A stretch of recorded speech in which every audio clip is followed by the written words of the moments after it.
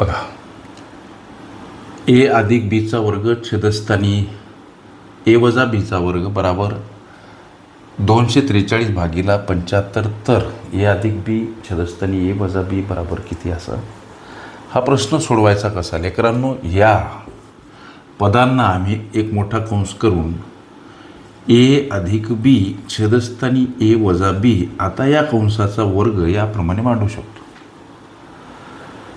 याचा अर्थ कंसामध्ये असलेल्या ए अधिक बीचा सुद्धा वर्ग, कंसामध्ये असलेल्या छेदस्थानी कंसामध्ये असलेल्या ए वजा बीचा सुद्धा वर्ग असा होतो.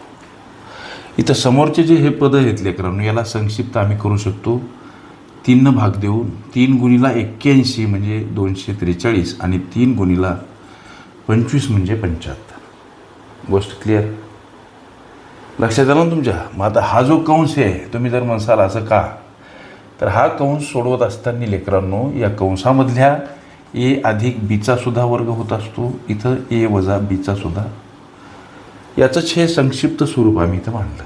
आता हे वर्गपद घालवायचं म्हणजे समोरील जी संख्या आहे ती संख्या वर्गमुळात टाका, हा गणितीय गुणधर्म. म्हणून आता हे वर्गपद आम्ही घालवायचं. ए अधिक बी इकडं राहणार, छेदस्थानी ए वजा बी राहणार.